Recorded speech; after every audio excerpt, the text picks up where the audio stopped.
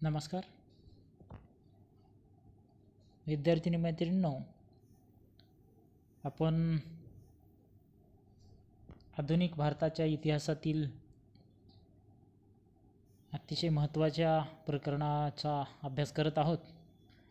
त्यामध्ये 1857चा उठाव मागच्या व्हिडिओमध्ये आपण बघितलेला आहे. तर 1857चा उठाव हा परीक्षेच्या दृष्टीने महत्त्वपूर्ण आहे, ही बाब मी मागे सुद्धा उल्लेख केलेली आहे. तशाच पद्धतीने आजचा जो व्हिडिओ आहे तो आपण भारतीय राष्ट्रीय सभेच्या स्थापनेची पार्श्वभूमी म्हणजेच भारतीय राष्ट्रीय काँग्रेसच्या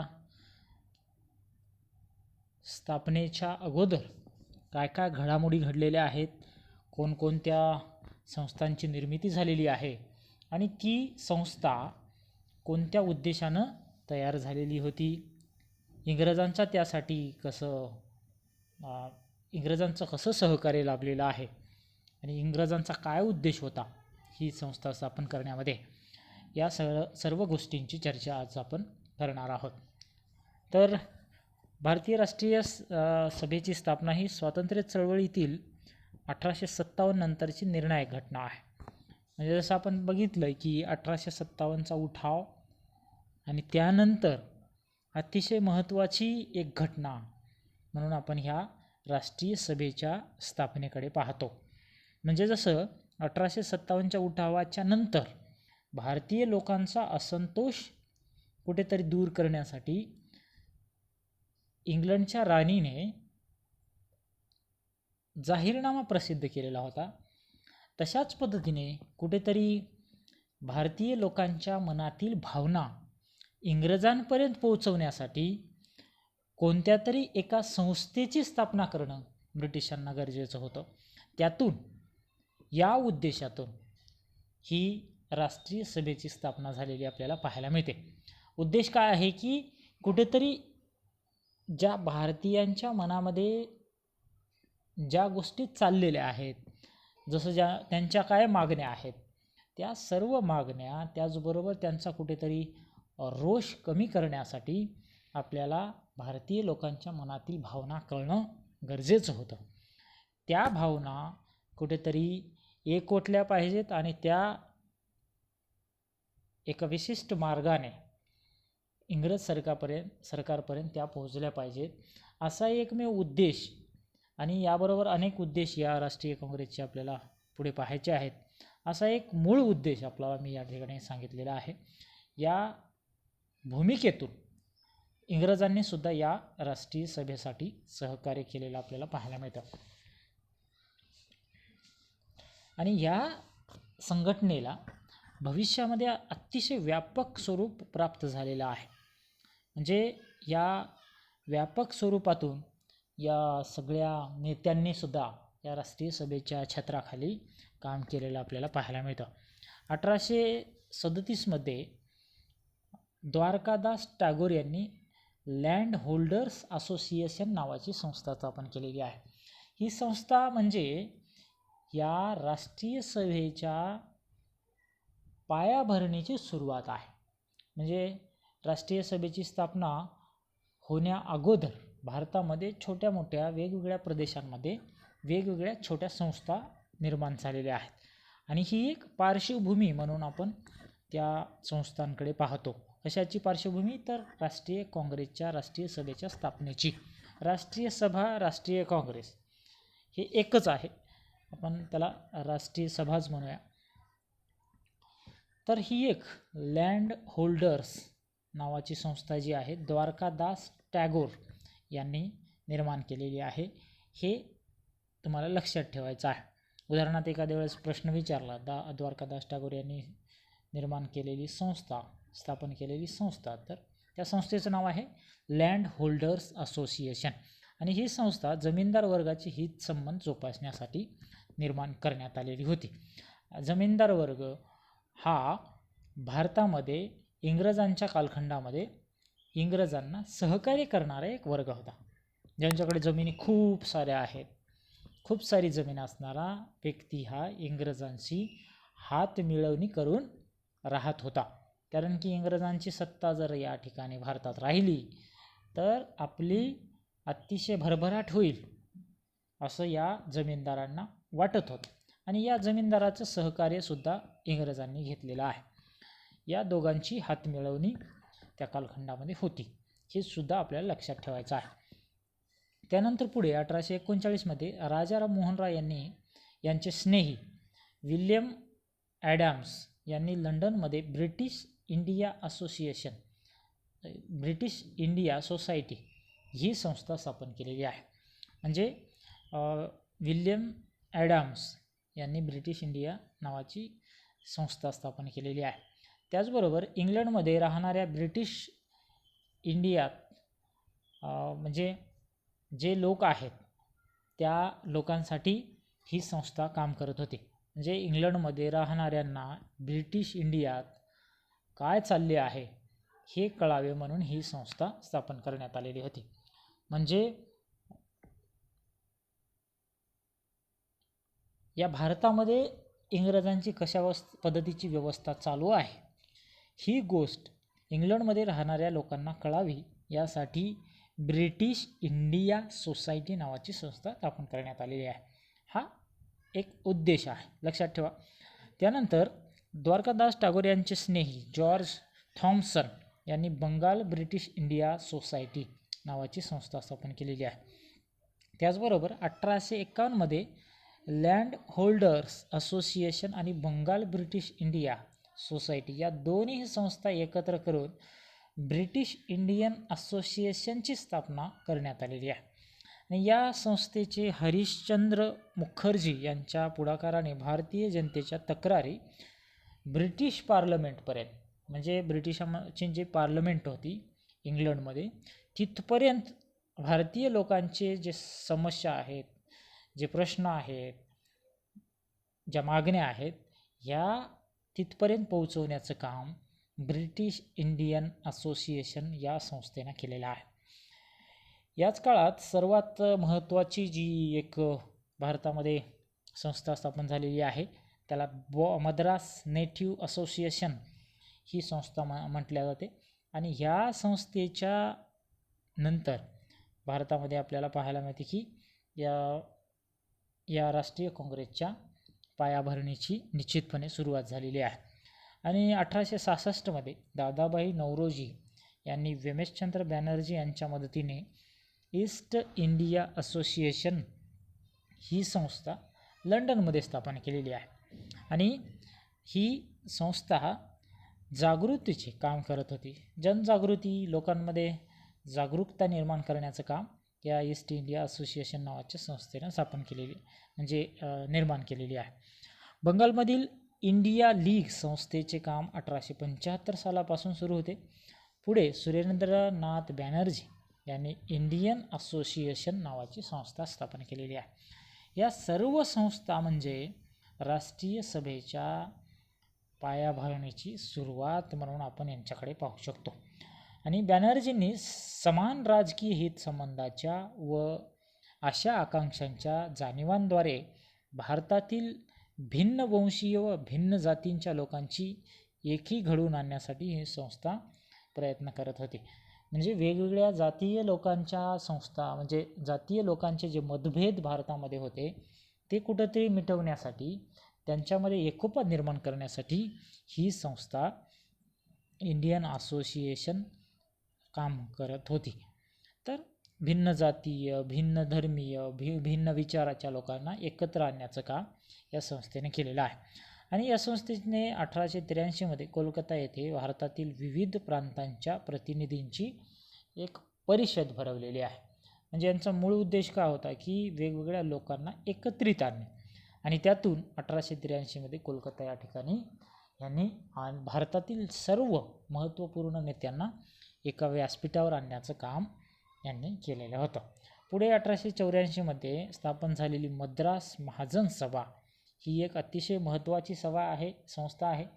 या संघटनेने या सुमारास मुंबईत इंग्रजी विद्येचे आणि नवसुधारणांचे वारे निर्माण झालेली आहे आणि जानेवारी 1885मध्ये न्यायमूर्ती काशीनाथ त्र्यंबक तेलंग, त्याचबरोबर फिरोज शाह मेहता इत्यादींनी बॉम्बे प्रेसिडेन्सी असोसिएशन ही संस्था स्थापन केलेली आहे. अशा पद्धतीनं या सर्व संस्था ज्या आहेत त्या वेगवेगळ्या प्रांतामध्ये वेगवेगळी भूमिका घेऊन जरी काम करत असल्या तरीही या राष्ट्रीय सभेच्या स्थापनेसाठी त्यांचं मोठं योगदान असलेलं आपल्याला पाहायला मिळतं.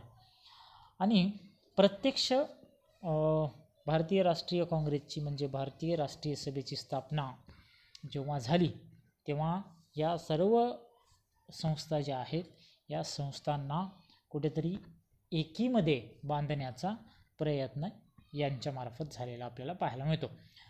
28 डिसेंबर 1885 रोजी मुंबईच्या गोकुळदास तेजपाल संस्कृत विद्यालयाच्या सभागृहात इंडियन नॅशनल काँग्रेस उर्फ भारतीय राष्ट्रीय सभेचे पहिले अधिवेशन पार पडलेलं आहे मुंबईमध्ये, म्हणजे 28 डिसेंबरला.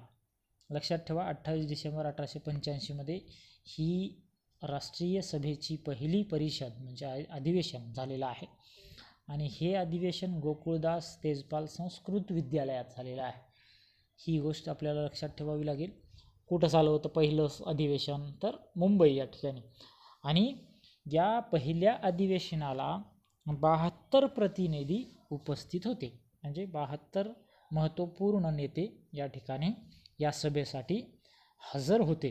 ही बाबसुद्धा बऱ्याच वेळा परीक्षेमध्ये विचारली जाते की राष्ट्रीय काँग्रेसच्या मुंबईच्या पहिल्या अधिवेशनामध्ये किती सदस्य किती सभासद उपस्थित होते असा प्रश्न विचारला जातो. तर हे लक्षात ठेवायचं आहे. या सभेचे अध्यक्ष वेमेशचंद्र बॅनर्जी हे सुद्धा आपल्याला परीक्षेच्या दृष्टीने महत्त्वाचं आहे, लक्षात ठेवायचं आहे. म्हणजे या मुंबईच्या अधिवेशनाचे अध्यक्ष वेमेशचंद्र बॅनर्जी हे होते, आपल्याला परीक्षेच्या दृष्टीनं लक्षात ठेवायचं आहे. त्यानंतर फिरोज शाह मेहता, दादाभाई नौरोजी, रहीमतुल्ला सयानी, काशीनाथ त्र्यंबक तेलंग, गोपाळकृष्ण गोखले इत्यादी मान्यवर मंडळींनी अधिवेशनामध्ये सहभाग नोंदविलेला होता. आणि भारतीय राष्ट्रीय सभेच्या स्थापनेत इंग्रज अधिकारी ज्यांनी महत्त्वाची भूमिका निभावलेली आहे ते म्हणजे ॲलन ऑक्टोव्हियन ह्यूम. ॲलन ह्यूम जरी आपण म्हटलं तरी आपल्याला ते लक्षात राहतं. आणि ह्यांची भूमिका ह्या राष्ट्रीय काँग्रेसच्या स्थापनेमध्ये अतिशय महत्त्वाची राहिलेली आहे, हे सुद्धा आपल्याला लक्षात ठेवायचं आहे.